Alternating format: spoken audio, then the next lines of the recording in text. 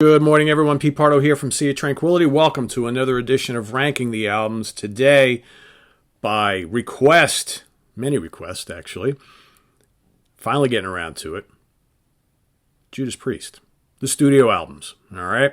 Sorry, no Priest shirt today. I'm set to head out the door. As I told some of you, dealing with a very ill relative, my father-in-law is not doing very well at all, so heading to the hospital for the day shortly, but I really wanted to get to this this morning. So before I head out, figure I'd rank the Judas Priest studio albums for you. All right, let me just a little disclaimer at the beginning. So back in the late 90s, of course, you know, when actually a little bit before the late 90s, mid-90s, when Rob Halford left the band, all right, and Tim Ripper Owens came in. That was like a weird time for me in metal. I wasn't listening to a ton of metal in the 90s. I got disenchanted with the whole grunge and alternative rock scene and just kind of went and rediscovered prog once again and just dove heavily into prog. So I really wasn't listening to a lot of metal other than a handful of bands around that time period. And when Halford left the band, I kind of like lost all interest in what was going on with Priest. And I never bought Jugulator and Demolition from 97 and 2001. Didn't go see him on the tour. Honestly, didn't really even hear those albums until many, many years later. Never bought them on CD. All right. In the last couple of years, I've been interested in possibly adding them to my collection just because I'm a completist. But now, of course, they're out of print and they're ridiculously expensive, and I just haven't wanted to spend the money. So I'm not going to include them in this list, but I will start off by saying what I've heard from both of them. Not terrible. Kind of like Priest trying to be even more extreme. I like Tim Owens. I think Ripper's a great singer. I thought he sounded fine in the band. I've got a live album with him in the band. I will just say if I had to rank both of those albums, they'd probably come near the bottom. I don't know exactly where because I don't, like I said, I've only heard each one of them like maybe once or twice each. So I couldn't really give a fair shake to either one. So I'm not going to include them here, but you know, I think if ever there comes a time where I do acquire those and I give them a lot more time, I might do a redo on this and poke them back in. My guess is based on what I've heard that they would be somewhere near, you know, the bottom five, all right, somewhere mixed in there, all right? So what I'm going to do, again, these are only the studio albums, not the live albums. I'm going to rank them from my least favorite to my favorite, all right? This was actually fairly easy. I've got, I think, pretty strong opinions on this discography. Priest have been a favorite band of mine for a long, long time. I've been listening to them since, you know, I was, 15 years old? 14 years old, 15 years old. So, long time. It's been a long time. So, I'm going to start off at the bottom of my list. And I know this album has its fans. It's funny because since this was released, I don't think I've ever met anybody in person who I've talked to who's a Priest fan who actually likes this album. But when Chris Allen and I did our History of Judas Priest show and kind of both talked about our dislike for this album, all of a sudden the Nostradamus fans come out of the woodwork defending how great this album is. And it's like, well, where were you when this album was tanking on the charts and people were bored by the shows? And I just, nobody talks about this. And and again, there's some decent tracks on here, but it's just, 2-disc concept set. It's just for me, it's way overblown, very ponderous. And I just, honestly, I can say some good things about most of these albums. I just never enjoyed this. I tried when this came out. People were like, oh, cool, Judas Priest concept album. It's kind of proggy. It's kind of, I'm listening to. I'm like, oh man, this is a chore for me to listen to. Sorry, Priest. I love you, but not everybody can like everything. I just don't like this album. All right. If you're a fan, more power to you. I'm happy for you. All right. You're not going to change my mind about it. All right. So that's coming at the bottom. Next up, towards the bottom, I'm going to go with Ram It Down. Again, some good tracks here and there. I agree. Overall, though, I'm just not digging the songwriting.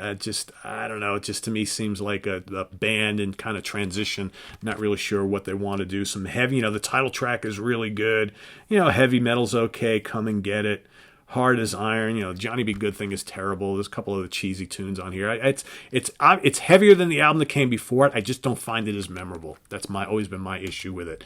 Not awful. Not very great either. Turbo. I absolutely hated this when it came out. Hated it. it's not until recent years where I kind of find a kind of cheesy charm to it. All right. It was, mid-late 80s, right? Priest is trying to incorporate the technology, and MTV's all the rage, and all the bands are trying to sound more commercial, have hit singles, have their sound be a little bit more palatable for the masses. I get it. Turbo Lover, they still play live. It's like, and I used to despise that song. Now it's like I can kind of deal with that. I can kind of Locked In. Out in the Cold is a great song. What else? Reckless, Wild Nights, Hot and Crazy Days, Parental Guidance. It's okay. It's kind of fun for what it is. A serious Judas Priest album, in my opinion, it is not. But if you love it, that's awesome. More power to you. Next up towards the bottom, I'm going to go with Point of Entry. Good songs, I think. I think just the production, the arrangements are just missing some muscle for me. That's kind of was always my, considering what came before it.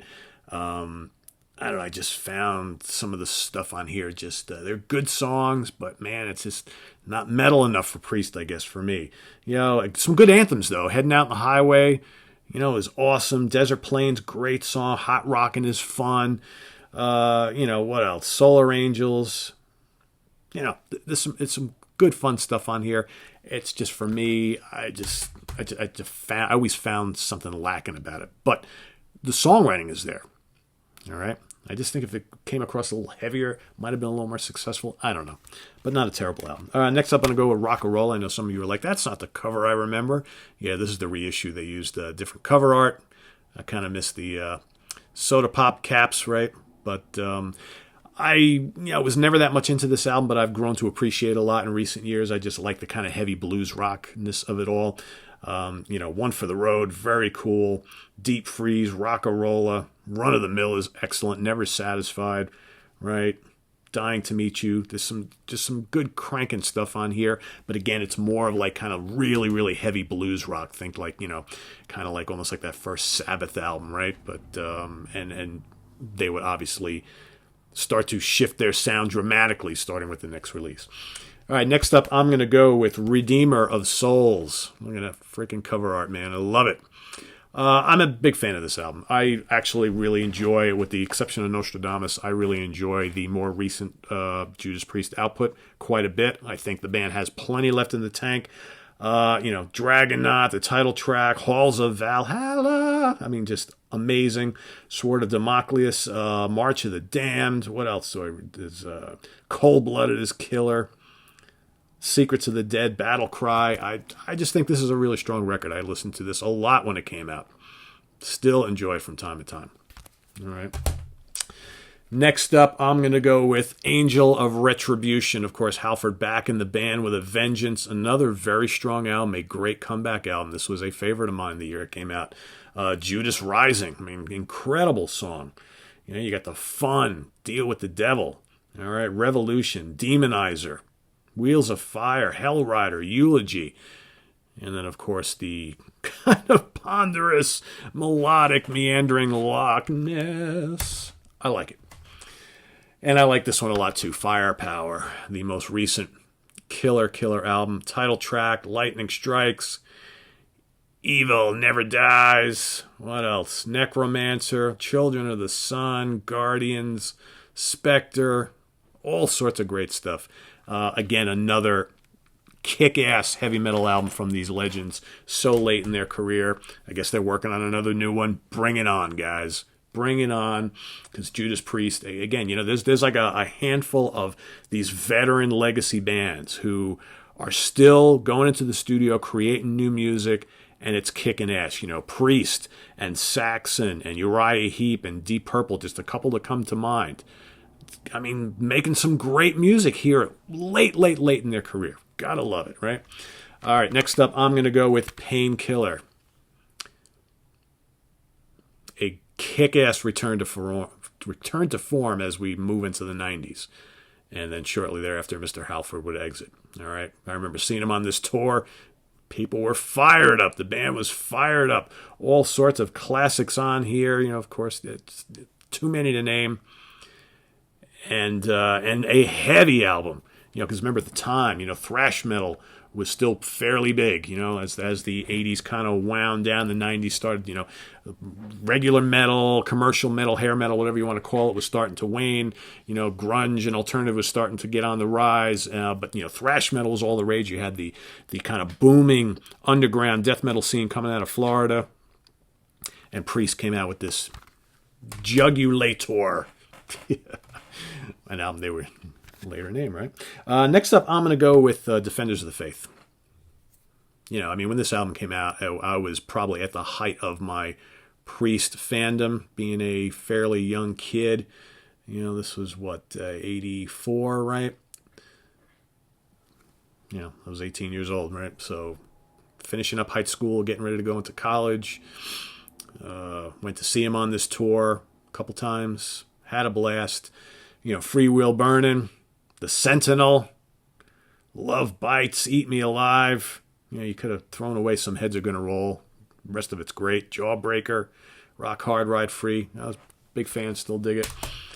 And the one before it is coming next, Screaming for Vengeance. I was big into this too. Saw him on this tour as well.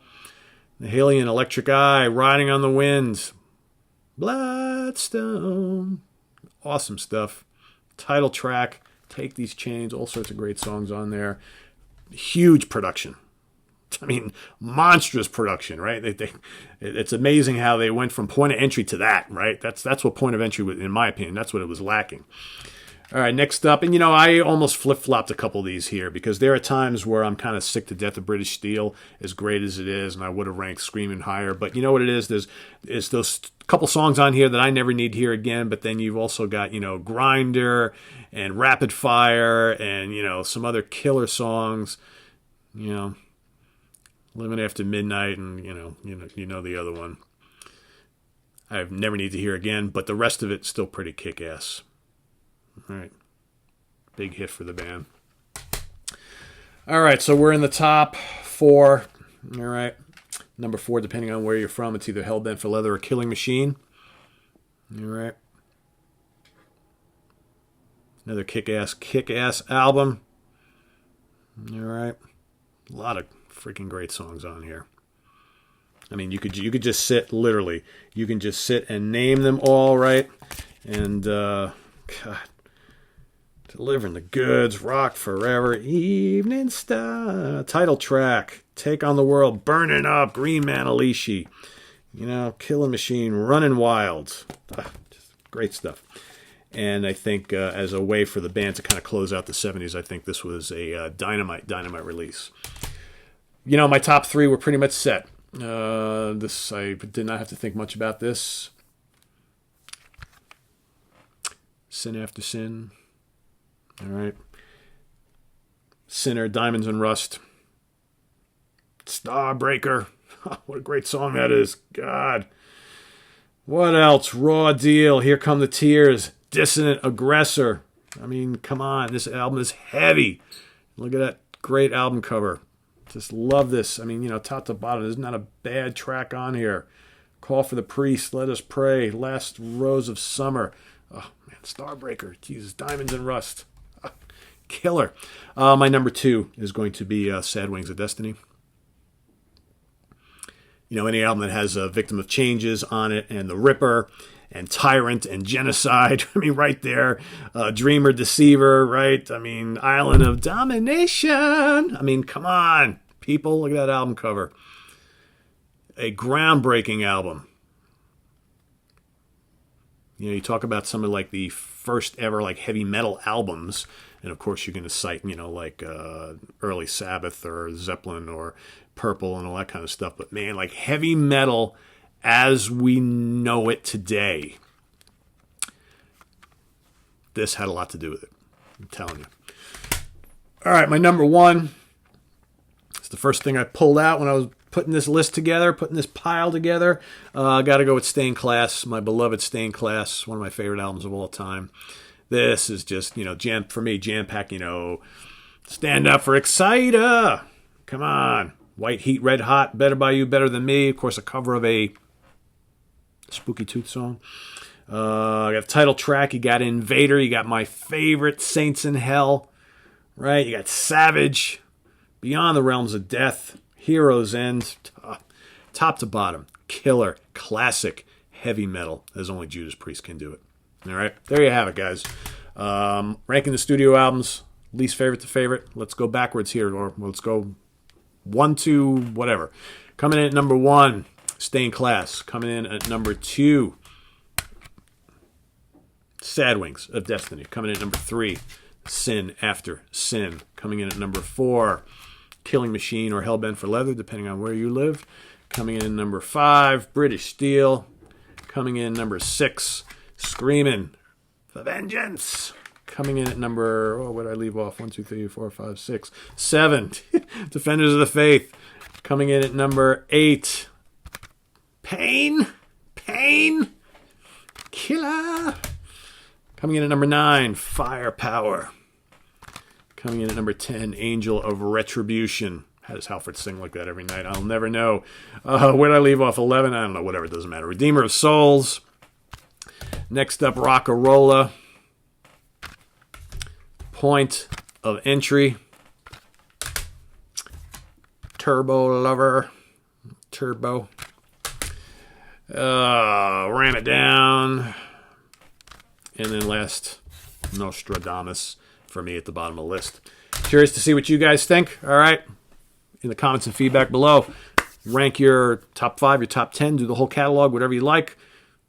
Favorite to least favorite to favorite, however you want to do it. And tell us why. Why do you love the albums you love, all right? All that kind of stuff. Favorite songs from the albums, you can do that too. Remember, we all hear these albums differently, so there's no right or wrong answer. We're all going to obviously disagree on the list, and that's the way it should be, because we all have our favorites. We all are impacted by these albums at different times in our life, so they each one means something different to all of us, right? So respect everybody's opinions. Visit us on the web at www.seatranquility.org. We're on Facebook. We're on Twitter. Of course, we're on YouTube all the damn time. Again, thank you so much, everybody, for all the prayers and positive well wishes. I greatly appreciate it. And, you know, the way things are going now, everything's in God's hands. So we'll see what happens. So we'll see you guys soon. Tomorrow, if I can squeeze it in, you're going to get this exact same type of show with Iron Maiden. All right? So visit us on the web at www.seatranquility.org. We're on Facebook. We're on Twitter. Of course, we are on YouTube all the damn time. I can't even remember if I said that already here, but if not, you got it again. We'll see you later. Have a good one. Bye-bye.